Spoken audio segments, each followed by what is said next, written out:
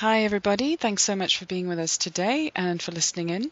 This is a somewhat unprecedented situation, this discussion roundtable, I'm calling it, that we're going to have today. But for those who don't know me, my name is Ladan, and I'm a doctoral researcher who's based at Durham University in the United Kingdom.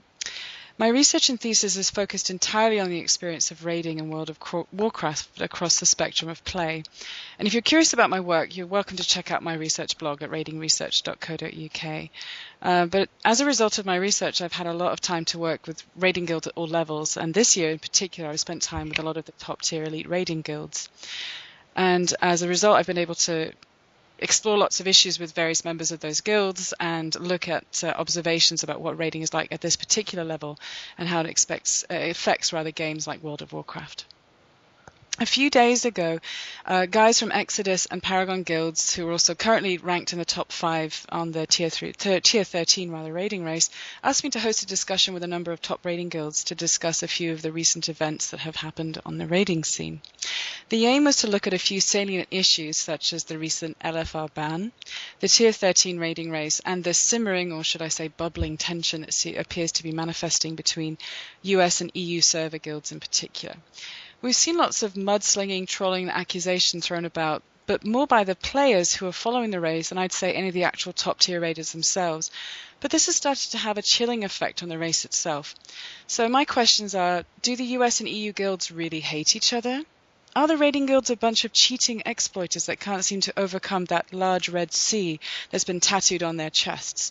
And will the remaining unbanned guilds ever be able to prove that they've earned their current ranking regardless of if the banned guilds were involved or not? And is it really fair that we've got guilds raiding at 10-man modes versus their usual 25-man level? So is the unlucky tier 13 race ever going to get back to normal? So today, we're very lucky to have members of 4 of the top raiding guilds in the race with us, and we're going to look at some of these issues. But before we get to that and I introduce our very special 8 guests that we have, I'd like to remind you all, or maybe catch you all up to speed on what's just been going on over the past 10 days or so. And I've really posed this timeline from the elite raiding guild perspective. So we start off with the looming event of patch 4.3 coming through. And as we all know, usually that results in normal raiding activity that goes on. Elite raiding guilds tend to be planning their attack on content to position themselves as well as possible for the heroic week that's going to follow. This includes doing things like LFR runs to secure gear, and many had actually at this point developed robust scheduling plans to maximize their efficiency during that week. So it all starts off with a new patch, and about a day into the normal content of raiding guilds started to notice that other guilds were securing far more loot than should have probably been possible, even with their rotational schedules that they'd planned. So word of a bug starts to be whispered about on around about Wednesday about a way to get more loot via the LFR, and a number of guilds begin to exploit it to secure more loot faster than before. As word of this comes out, the argument for this is, because there's been so many bugs and exploits in the past, the only way to remain competitive in the race is to actually exploit the bug as well. This starts to get posted very quietly, gradually on various discussion forums. And by Friday morning, word is out about this, and a much larger scale reaction has been felt through the gaming community. While top-tier raiders suggest about this exploit that this is really just common sort of practice of business and a necessary evil that has to be dealt with during the raiding process, a much more educated, quote-unquote, World of Warcraft public is not really having any of this and decides that they want to order some subsequent lynchings. At this point, any further exploit seems to have stopped, and later during that day on Friday, a hot fix is put in place to remove the bug entirely. And also around this time, Blizzard has chimed in on the discussion and has assured all of those lynch mobs on the various discussion forums through a blue post that exploiting bugs to gain additional loot is indeed not permitted, and action would be taken to deal with that bug and any unlawfully gained loot. Guilds at this point that had engaged in the exploit are quietly assessing the damage and is speculating that at worst they might have items removed and a 72-hour ban. Most expect to probably have the weekend off from raiding and look ahead to the real race the following week. So by Monday comes around and we still have no sign of any bans, and some are speculating that Blizzard may have just removing items, and there may actually be no bans. Surely it's too complicated to try and get punishments doled out to so many people who are involved in the exploit, as many are speculating. However, this isn't exactly the case. By late Monday, the first bans start to come through, and a somewhat shocked raiding community learns of 8-day bans for the worst offenders of the exploit. This reaction is positively received by those who are very negatively disposed towards the activity, but a lot who actually had been banned are kind of coming to terms with what's going on and what they'll do next. Will they wait out the ban or try to scrape together smaller raiding teams with the members who had not actually been banned? Because it's important to note at this point, to my knowledge, there's no guilds that have been completely banned entirely. There's always been either a portion or majority of a raiding roster. My own informal research to date has indicated that majority of people are quite satisfied with Blizzard's response, even though it was unexpected. But there is an aftermath to this. It's discovered that, of course, not every elite raiding guild was engaged in this behavior. In fact, the majority of US guilds that are ranked in the top 20 during Tier 12 did not participate, and a minority of EU guilds, also in the top 20 from Tier 12, also did not participate. But of course, since some of the most, quote, famous US guilds that did not participate in the exploit, the community at large has decided that all of the exploiters are EU server guilds and that none of the US server guilds had been involved at all. This seems to put a fire under the, quote, USA, USA chants that begin to reverberate across the Atlantic. And I must express my condolences at this point to those Canadians and other non-Americans who raid with US server-based raiding teams. So we're now brought to the current moment. 21 guilds raiding at both 10 and 25-man content levels are standing at 6 of 8 on heroic mode. But only a handful of those are raiding at the 25-man content level. This is quite different from the Tier 12 situation. Guilds that could opt out to form 10-man raiding guilds and have been making their way through the content seem to represent actually a larger proportion than usual of what would normally be 10-man raiding guilds in the top 20. And then there actually are quite a few that were banned that had not had the roster to keep up or have decided to wait out the rest of the ban to get into the race later. And in fact, one guild that we know of has actually opted to stop raiding entirely as a result partly of this ban, which now brings us up to date. So the point of our discussion again is to look at some of these issues with my very special guests, and I'm very happy to introduce them. So we're going to go through our little virtual room. I think it's important to note at this point that we do have 8 members of 4 different guilds from literally all over the world, from as far over as New Zealand and far back as Las Vegas. So I want to thank them all for coming and being awake at very crazy times of the day just to be with us today. So I'm going to start off with the guys from Exodus. Technics, please introduce yourself and tell us a bit about where you are and what guild you're in. Well, my name is Sean, and my character name is Techniques. I live in Auckland, New Zealand. I raid for the guild Exodus. And Enuo? Yeah, I'm Enuo. I'm more like an Exodus. I live in Las Vegas, and I like Beyonce. Okay. Right. And the guys from Method, Sko? Hey, I'm Sko. I'm from Scotland, and yeah, I'm a Method. Cool. Roger Brown? I am George. My character name is Roger Brown. I'm playing Method, and I'm from Greece. Hi. Hi. And the guys from Paragon, we've got Arx. Hello, I'm Arx. I'm from Finland and I play in Paragon. Very good. And Zena? Hey everybody, my name is Xenofix and yeah, we're from Finland and we play in Paragon. Very good. And to round us out here, some guys from Vodka. Griffarian? Hey, I'm Griffarian. I'm from Vodka and I'm actually located in New York. And Killers? Hey, I'm Chris. I'm Killers. I'm a rogue officer in Vodka and I live in New York as well. Very good. Thanks a lot very much, guys, for being with us today.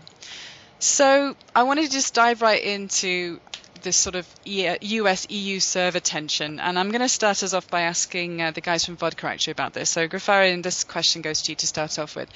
Do you think that this recent ban has fueled any tension between US and EU server guilds, and has it sort of made it worse than it has in the past? I think it's definitely added to it. I mean, the US guild's not being as affected by it. There's been a lot of outcry that it's not fair and that we have a huge lead on the EU guilds that have been affected. But other than that, I don't think that it's really done much else for it. And I think that ultimately what's going to end up happening is once these guilds are unsuspended, the race will become fair because some of these bosses at the end of the tier are very difficult and won't be rolled over in this first week. Very good. Do you concur with that, Roger Brown?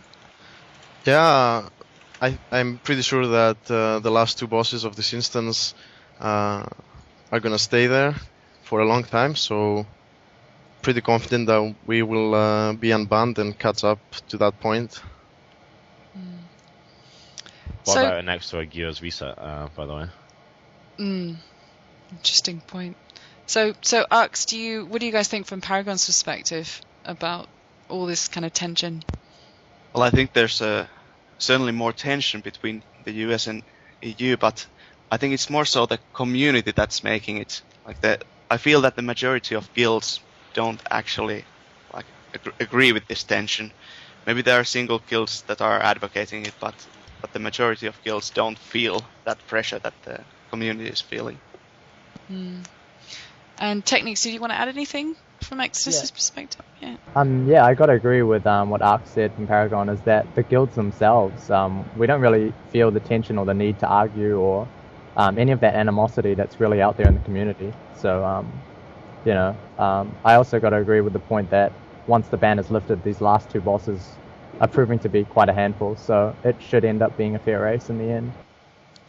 Yeah, can hope for that. So, no, just wondering, as I said earlier, there's been a bit of a banter always between EU server guilds and US server guilds, and a bit of they can't keep up, and kind of a bit back forth. And just so for people to know, there actually are more US raiding guilds out there than there are EU raiding guilds. But numbers, of course, doesn't necessarily translate. But at the top, it usually paints a slightly different picture. Do you think the tension is more driven by the players that are following the race than the actual guilds themselves? Yeah, well, definitely. We've always seen that the most vocal guys are those that are happy about something, and then they go to the forums and type their fears down and stuff like that. But pretty much everybody I've ever met and spoke with are only interested in how good the others they play with are, and not where they come. That doesn't matter to us in Paragon at all.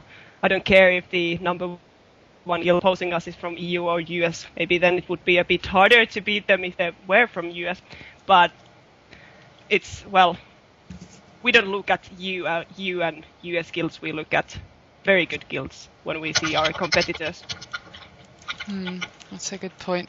And by the way, guys, I apologize if we have some slight technical glitches. As you can imagine, a transnational call like this, we're going to have a few hiccups, so bear with us on this. But just wondered, Sko, from Method's perspective and your observation also, because you've been running this raiding guild for years now. Where do you think some of this comes from, and what's your perspective? I think some of the jokes and the tension comes from the fact that the US guilds get to start on Tuesday and the EU guilds get to start on Wednesday, actually. Because there's always that feeling in the EU that the US guilds have that head start. But then when the EU guilds come back and catch up with the US guilds and often overtake them, that's when the jokes and the tension start, at the next tier of progress. People always joking that, they start earlier but they won't be able to, keep ahead of the EU guilds, basically. Yeah, I suppose it's kind of par for the course, isn't it, for any sort of competitive engagement? You get that fun jabbing back and forth in some sports, and some seem to be a little bit more contentious than others. You just have to look at something like boxing, or even the 100-meter sprinters in track and field. There tends to be a bit more trash talking, as it were. So, but what do you think, Killers? Americans can sometimes be judged somewhat notorious for this sort of nationalistic pride and kind of talking about things. So, what do you think? Right.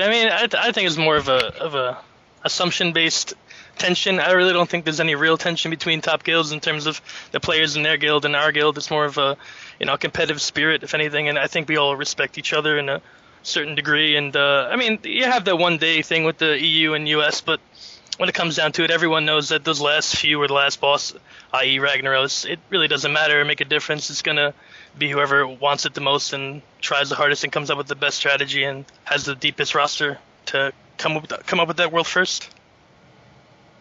So, that kind of takes me to, and I'm going to throw this to you, Dan, first, but, just the fact that, we've gone through this ban and, a lot of people are still, it's obviously not going to be lifted really until tomorrow, I think, for the first American Guilds members that were banned. Has that hurt top tier raiding? I mean, what do you think the sort of long-term scope is as far as the impact?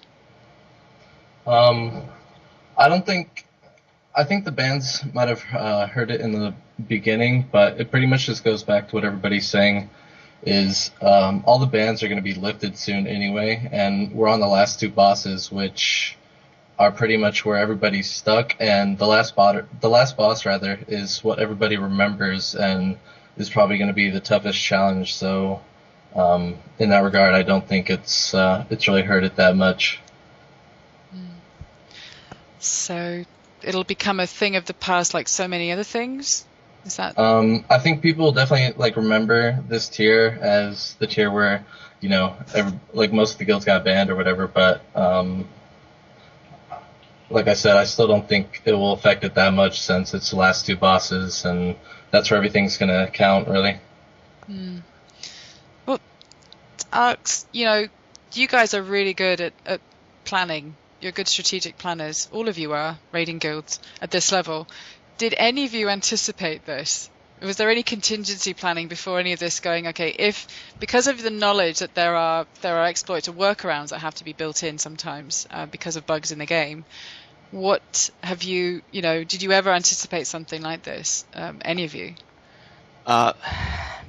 We anticipate almost everything, but we weren't expecting it. I mean, we thought it was quite unlikely in the light of past exploits that haven't been used, since we thought it wasn't the worst that's been out there.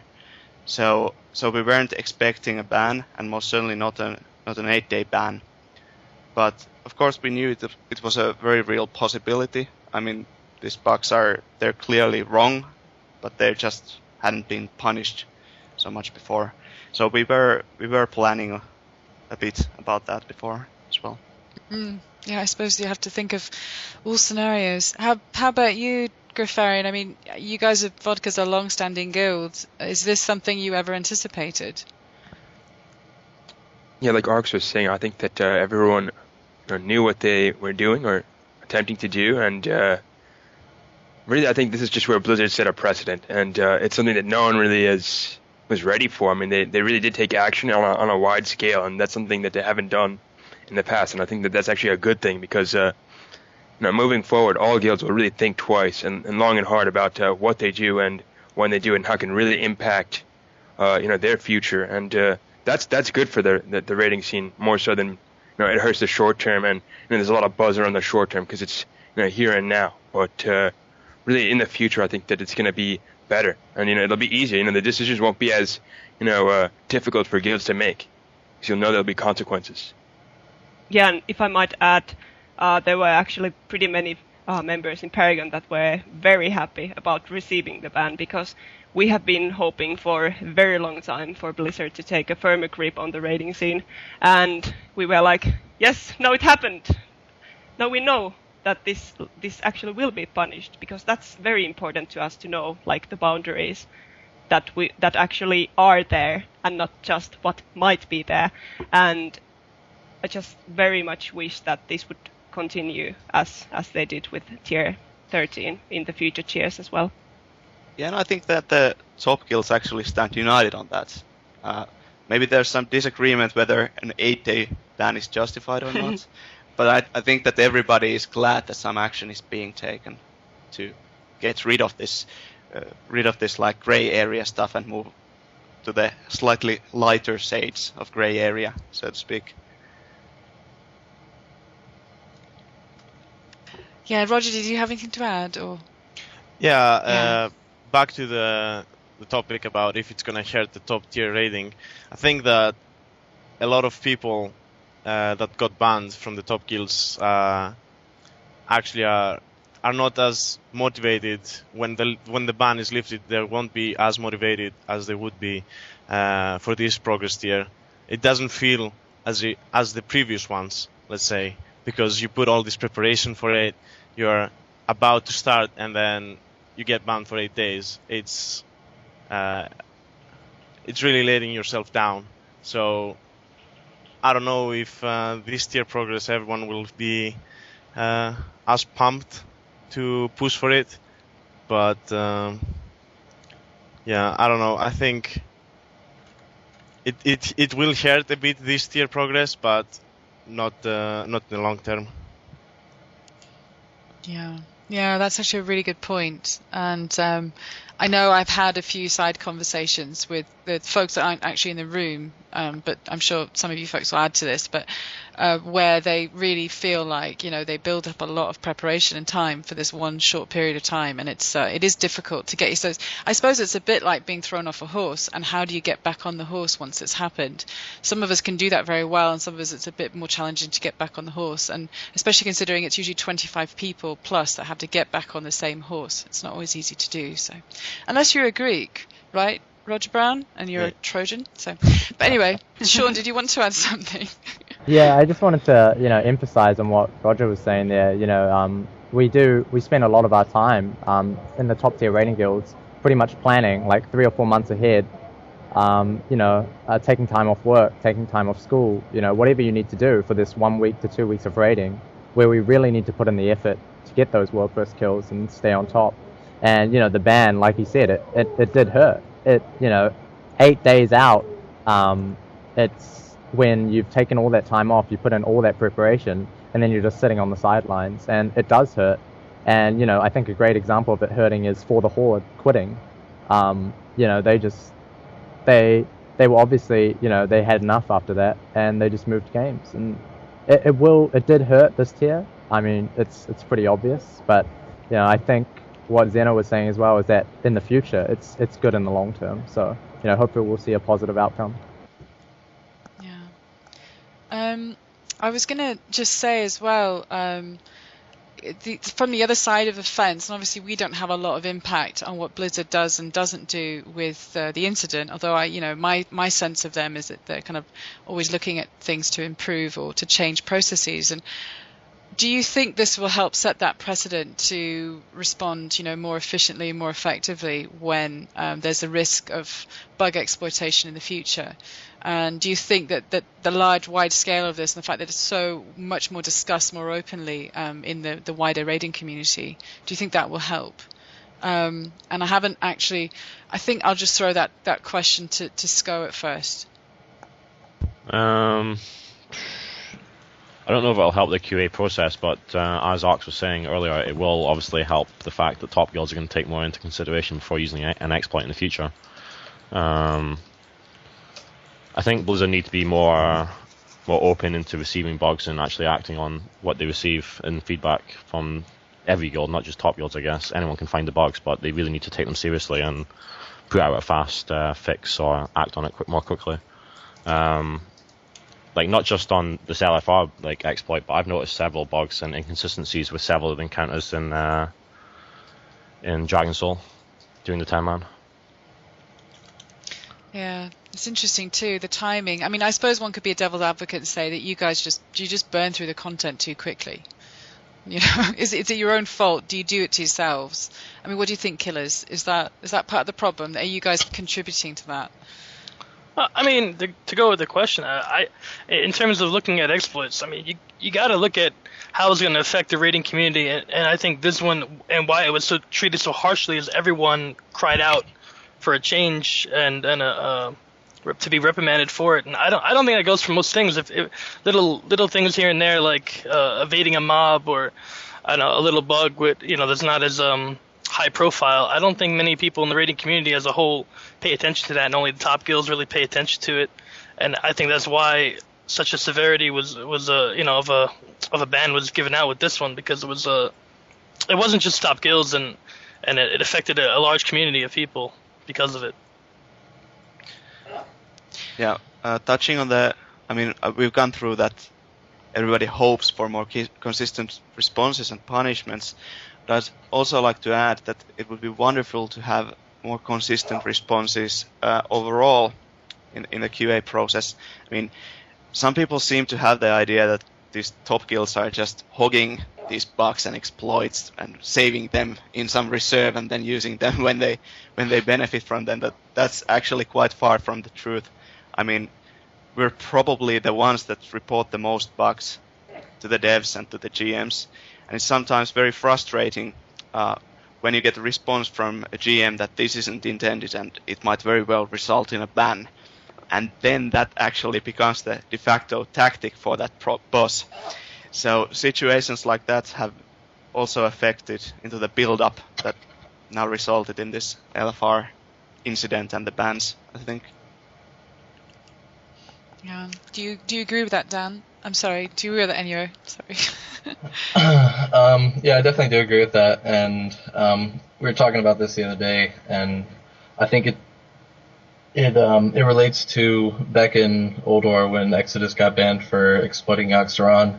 You know, it was something that just kind of happened on the fly. You know, that we discovered, some bug that pretty much just allowed us to kill the boss with no problems. And as soon as that was done, it just happened out of nowhere. Some random person discovered it in the raid, and then as soon as that happened, it was reported pretty much by everybody in the raid, and we all got banned for it, and I'm really hoping that in the future, Blizzard will be way more involved with this, like everybody's saying, and just respond better to the bugs.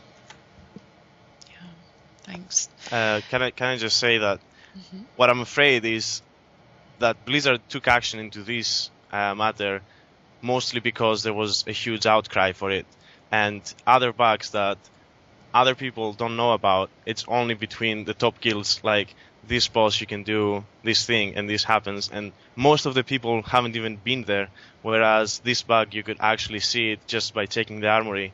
Everyone could do it. So I'm afraid that maybe it's because of that why Blizzard took action, and maybe in the future the bugs that we actually want to get fixed won't be fixed.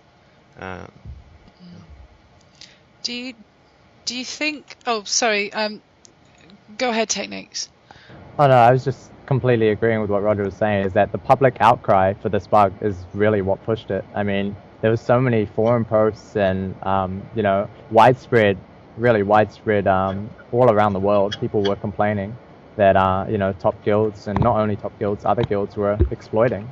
So, it's a lot because that Blizzard did fix this bug, and, sadly, I gotta agree with Roger. I mean, if these bugs are only known to top guilds and other people don't notice them, will Blizzard actually fix them? And, it's something in the past that hasn't happened, so we can only hope for the future. I think that even though the public outcry was a major reason why Blizzard did the action or took the action they did, I still hope that this will in general get them started on enforcing stricter rules and get them started on fixing these private bugs more quickly as well. I mean, of course we can't know that, but I hope that they will be more involved from now on. Yeah. Do you think, though, there's also sort of an honor code? I mean, there's been times in the past where there's sort of an unspoken agreement that there's certain things aren't done, that there's certain expectations that we do have across the top tier guilds. Do you think that that's also an expectation that you sort of police yourselves rather than just relying on Blizzard to sort of take the lead in that? And is that even possible? I don't know. Referring, what do you think? I think there's definitely an honor code, but it's such a gray area is the problem. Every guild has their own line and what they're willing and not willing to do. And I know, even our guild with even this most recent exploiter bug, faced that very decision where do we want to do it and keep up with other guilds, or do we want to hold off and hope that Blizzard would in fact take action? And I think it's an idealistic thing to hope that every guild is going to be honorable in every action that they take, but at the end of the day, when you're being competitive and you're trying to be the best, sometimes you're going to cross the line or go into that gray area, and so that's the real challenge that everyone has to face. And when you're only human, oftentimes you're willing to take that extra step. And if you think about it, I mean, some people might be wondering why go into the gray area at all. But when it comes down to it, when you're playing in a world first guild, like you're going for the first kill, you're actually poking holes into the design of the boss. I mean, you're undergeared. You should have no way of doing the boss normally. So you come up with creative things, these little clever tactics, and often you might refer to them as clever use of game mechanics or something else, but usually you won't even notice those small improvements. So that's a big part of the raiding process, to actually find out these things that might be intended or might not be intended. For example, the triangle in the Frost patch on Ragnaros was one example where you couldn't really know if it's intended or not. But that's the whole raiding process for a top guild. So by nature you are in the gray area. So that's why it's so challenging to actually see what's wrong and what's not, even though we certainly should be able to do that. Very well stated. All right, I've got a couple questions for Vodka, actually, for Killers and Grafarian. You guys are one of those few US guilds that appears that you did not, any of your roster was not remains untouched by the bans, and so you went into the heroic race with this huge advantage. It's sort of your race to win, and or yours to lose, I suppose is the right way to put it. Do you think, though, because what's happened, though, as a result is I've noticed a lot of claims that no matter what you do, it's not going to really count because not everybody's in the race. So, and again, sort of that fueling that sort of US sucks, EU rocks, or vice versa, and all the nonsense has sort of been going on around it. How do you feel about that? Has it put you in an unfair place? Do you feel like, on some level, even though you are able to hold your heads high and go, yeah, we weren't banned, we made that difficult decision not to get involved, as you said, but has it made it harder for you to kind of get through that? So, Killers, why don't you start off? What do you think?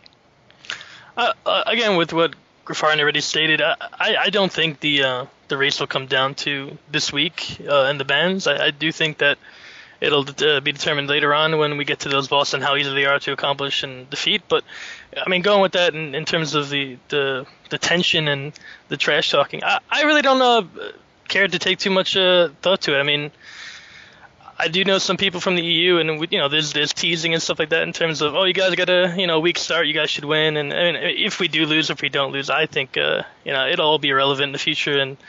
And I mean, again, I just think it'll come down to who comes up with the best strategy and executes like the quickest, and I think we'll all be at soon enough we'll all be at the same stage and in progression. That's very tactfully said. But do you concur with your colleague, Grafarian? Yeah, definitely. I mean, I think that if these last few bosses weren't tuned at a really high level, then we could definitely say the race wasn't fair. People were suspended. But because I think that they're very challenging, the race will become kind of fair again, or put on an even playing field, because everyone will get caught up. And like Killer said, it'll be all about the last boss. That's what always typically matters anyway. And ultimately, it'll be about who scores the kill on that boss first. And with regards to the other part of your question, some guilds cheated, some didn't. I mean, again, this is something that's completely new for everybody, and action was taken. And I guess at the end of the day, justice was served, but I don't think it'll have a big impact on the long-term scope of this particular tier in terms of the final rankings. Yeah, it's anyone's guess. Roger, do you want to add anything? Yeah, I just want to say that the US guilds have a small disadvantage with this situation, because it's kind of a lose-lose situation for them. Because if they do manage to kill Deathwing world first, everyone, or well, not everyone, but many people will say you had the unfair advantage of being 1 week early. But if they don't manage to do it, they will say, okay, even with 1 week advantage, you didn't manage to do it. So it's kind of a lose-lose situation. I don't envy that position, at least. Yeah, we definitely look at it as such. I mean, we definitely don't want this to happen. Like, we understand what they had to do, and what Blizzard had to do, and what the other guilds are faced with in terms of we have to do this to stay competitive. But we definitely don't like the place we're in, where if we win, you guys you had an unfair advantage. If we lose, like, wow, you guys lost, and you had a week in front of us. We definitely, as Roger said, he doesn't envy us, and rightfully so. Yeah, I mean, I think that, when you're a competitive person and, taking part in something competitive, you want to test yourself against the best. I mean, we don't want, the competition to be marred by suspension or, for people to be excluded. We want to see if we can really compete with the best. And, it's unfortunate that no matter how everyone does, it'll always be kind of tarnished by the fact that some people were suspended and others weren't. And, that'll always kind of just be thrown in the ultimate victor's face, especially if it is a U.S. guild. Yeah, we won't be, if we get any U.S. firsts, we would have gotten any U.S. first or world first, and these we wouldn't have been shouting it out and making big claims to it because, it is what it is. We're not competing against the rest of the world, so to speak. Very good. And I have to sort of add in just a side note there that, we don't have server guilds from the Korean servers or the Taiwanese servers, sort of as part of this, obviously, because of the timing. But, it's interesting too, seeing how they're sort of navigating the rankings, and you can kind of see that, and their involvement. But again, I think more discussions will probably obviously happen after all is said and done, because we're still in early days. Did you want to add anything, Techniques? Yeah, I wanted to, overall as a whole of what's the discussion that's been going on so far, I got to agree is that, none of the top guilds would have wanted the competition to go away. You want to compete against the best. That's why we put in all the time and all the effort. We take the weeks off work and whatnot. So, it's been a huge disappointment, I guess, to be banned for that period of time. The only real advantage I can see that unbanned guilds have is that on 25-man they'll be getting a lot more loot. And that's the small thing that has been talked about a bit, is that, the loot advantage on 25 as opposed to the guilds are doing 10, or as opposed to the guilds like Insidia who aren't raiding at all, or other guilds, Envy maybe even, who haven't even raided. And, there is that small issue. But I think the bosses, the last two bosses, are very well tuned. So yeah, and Insidia is raiding actually. So there you go. So they're very well tuned, the last two bosses. So, it will end up being all of us at 6 out of 8, I think, next week. And it'll be an interesting race to see who comes out on top. Most assuredly. This is like nothing I've ever seen, and I've been following them for a few years now. So I was going to add as well, just a bit of interesting statistical information. I did a bit of an analysis of the rating sort of spectrum as far as the top 20 go, and there are about 12 guilds in the top 50 that have sort of decided to change their typical 25-man scale down to 10-man scale. That allows one to speculate as to, there's only been a few sort of open statements as to involvement in the exploit as opposed to others. And of course, one can't rely on anecdotes alone, but it has really changed the way that it looks. And as was just stated, actually quite appropriate, there actually are a few of the guilds that haven't been raiding at all. So, what will happen? And actually, because a lot of those initial bosses have been killed very quickly, it's not to say as well that they will not catch up very quickly as well. And at the end, it usually just comes down to that very last last boss encounter. So it's honestly anyone's game. But I just wanted to ask you all, sort of as a final sort of pie in the sky sort of question, is what do you think about the upcoming week? I suppose it's hard to speculate, but I don't know. Any thoughts? Any kind of any ideas there? Are people feeling pretty confident? Are your guilds in good shape? Especially that question really for Grafarian and Sko as guild leaders. How are you feeling about your guilds right now, and how has this all affected you? Especially Sko, how's it been for you guys? As someone said earlier, the race is going to be a bit different this time.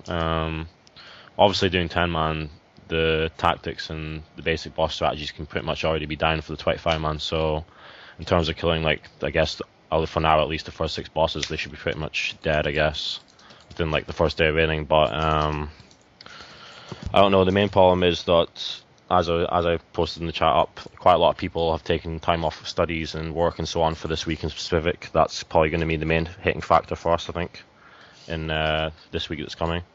I myself had 7 or 8 days from work, and now obviously I'm going to have to go back to work while the 25-man race is starting, so which is obviously not ideal for Method, but yeah, I guess we'll just see how it goes. For sure it's going to be a bit different than what it normally is with starting from 25-man at the start, but yeah.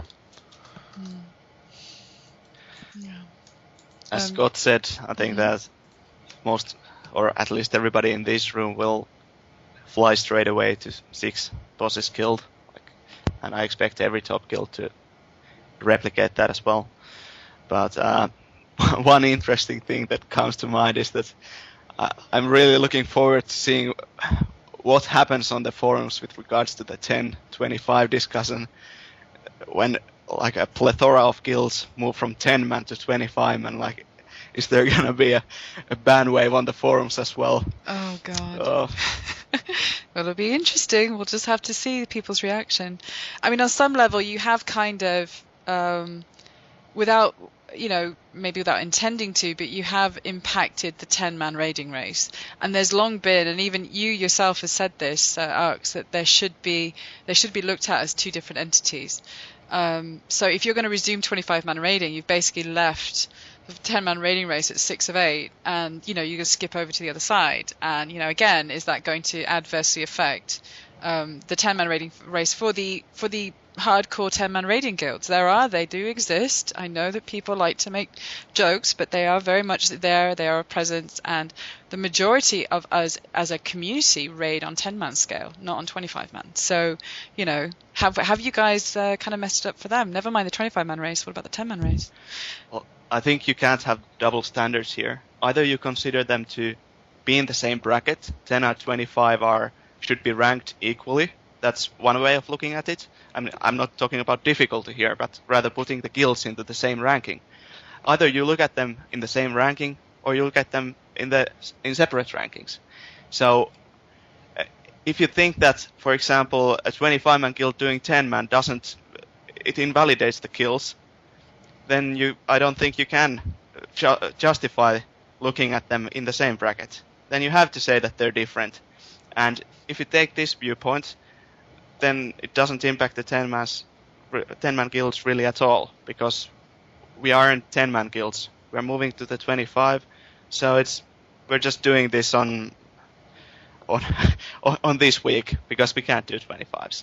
But on the other hand, if you are of the viewpoint that they should be ranked in a combined ranking, then I don't really know what to say. I mean, then I think you can't consider us not to be a part of that race with the 6 out of 8. So I suppose that's really a bad luck for the 10-man guilds then. But I view them as separate entities, so I don't think there's any issue for those guilds. I suppose if any of you get the world first before the next week, the reset, then that could change the outcome, I suppose, on that side. So, yeah. Did you want to add anything, Technics? Well, all I can say is really agreeing with Arx. I mean, if a lot of people complain that 10-mans don't count and, 25-mans is the real race, and, there's a lot of banter going around the forums right now, especially, mainly to do with that topic. And, I don't really want to, us doing 10-mans this week, simply because we have to. I mean, pretty much the same situation as Paragon and Method here. And, you just got to choose. I mean, are they ranked separately or are they ranked the same? And, we will be reverting back to 25, just as Paragon and Method will, and many other top guilds. So, I just think that they should be, I mean, my personal opinion is that, 10-man and 25-man are different raiding environments, and they do require different tactics, different raid comps, just a lot of different things. However, it doesn't take away from the 10-mans. I mean, there are some fights that are harder on 10-man and some fights that are harder on 25. I mean, the best example, prime example this tier is Altraxion and Warmaster. Whereas Altraxion was a blowover for 10-man guilds, the top guilds essentially, killed it within 4 or 5 hours of getting to it. While Warmaster on 25, I'm not sure, Vodka killed it exceptionally quickly, and so did Blood Legion, and that was 25. While, guilds like us, Paragon, Method, we had a bit more trouble with it. So, there are always fights which are going to be easier on 10 and harder on 25, or vice versa. So it's an interesting debate, but in the end, you've just got to have boundaries. Good point. Grafarian, do you want to add anything to that? Yeah, sure. I think that hopefully the last couple of bosses aren't killed, and then that won't really impact the 10-man rating scene as much, because it'll still leave those up for grabs. And most of the guilds that are working on 10-man right now are only doing it out of necessity, and so they should hopefully return to 25-man after this week. And so I think that last kill will still be up for grabs, and that'll I think that's always what matters. And so hopefully that'll still be available. And as we've already been discussing, I think that the difference between 10 and 25 men, there's just so many differences, and it's just so impossible for Blizzard to make them completely equal that you have to look at them in separate entities in completely different rating environments. And I think it's great that you're able to choose, but it's never going to be the same, and they won't ever be equal, because people will always be on one side of the fence or the other depending on where they're actually rating from, and so they'll always be championing for their raid size. And so there's always going to be different problems with either size and either raid difficulty either way. Yeah, it's such a fascinating question, I will say, as a researcher, but a tricky question to navigate. So we're almost out of time, but I wanted to sort of wrap things up by asking our very wonderful panel here of experts about the emotional impact. And I just wondered, do you still love your fellow raiders across the Atlantic, Zeno? How do you feel about them? Are they still your friends? I think it's more like I've been a bit disappointed about not having that good contact with the guilds over the Atlantic, and I think this discussion and the many that I hope will follow this will help the situation, because these guys are truly awesome. Of course, they raid in good guilds, but it's very nice to meet the faces behind the nicks. Or maybe, well, not faces now, I only see the Skype pictures with question marks. But anyways, it's always different to, kind of know the guys that are leading the other competitors. And that's important to me. It's one of the things that has been the most satisfying in playing World of Warcraft. Getting to travel, getting to meet new people, and the kind of people that share the same goals and the same passion I have towards raiding.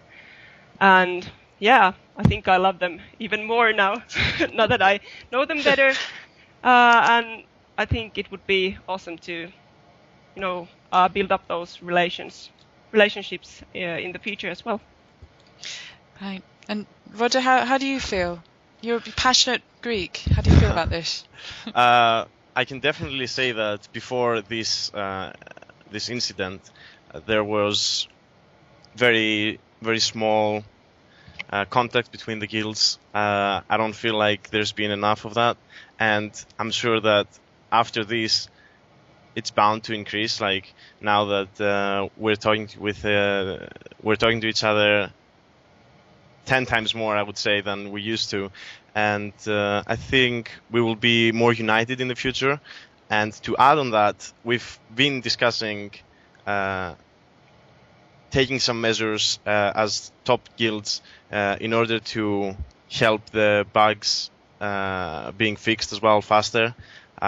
It's still being talked, but I'm confident that we can work something out so that we have some more united opinions about things. That's very, very exciting, and I'm sure all of us on the sidelines will be happy to hear about how these things develop. So, Technics, what do you think about that? And how do you feel as an emotional Kiwi all the way over there in New Zealand? Well, I just got to agree with what everyone's saying, and what Zeno said is that, after, I think a lot of people just, all these feuds and stuff between the top guilds, and since we haven't had much communication, it's been, people have just expected us to not like each other, whereas, I got to agree with what Zeno said, I've always liked most people from the top guilds. You really have to get to know them. You can't judge a book by its cover, I think, is the best appropriate saying for this. And, after we've talked to, everyone here today, and, it just makes me feel extremely pleased that, all the top guilds can gather like this. And, hopefully there'll be more in the future. I think the exploit has really brought us together more than people could have imagined, which is no one could have really envisioned this happening. So I think overall it's going to be good for the future of raiding, especially at the top tier. So Blizzard brought you all an early Christmas present, essentially. So, Enyo, do you agree with that? I'll let you round us out here. You've been a silent member there. I just want to see, what do you think about all of this, and how do you feel about the prospects for the future? I pretty much disagree with what everybody's saying, and I think it's really awesome that all the guilds are coming together in this. And I think that if it seems that there's any feud between the EU and US guilds, it's just, it feels like the community is actually adding a hatred that's not actually there. And personally, I think all the EU guys are awesome, and I think it's really awesome that we can have something like this where we can all get together, and that pretty much sums up how I feel. Very good. Well, I want to say a special thanks again to our 8-member panel here. Thanks to Technics and Enyo from Exodus, from Sko and Roger Brown from Method, Alex and Zeno from Paragon, Grafarian and Killers from Vodka. I really appreciate all of your insights and perspectives. My name is Ladan, and I've been very happy to host this discussion. And please feel free to direct any comments attached to this if you'd like to continue the discussion. And hopefully we'll be able to have more discussions around these topics after the race and see what comes of it. So good luck to all of you. I expect a fantastic race, and I'll be continuing to watch from the sidelines. So thanks a lot, everybody. Feel free to say farewell before we conclude. Shout out to Blood Legion. Blood Legion. I tried to make them behave, everybody.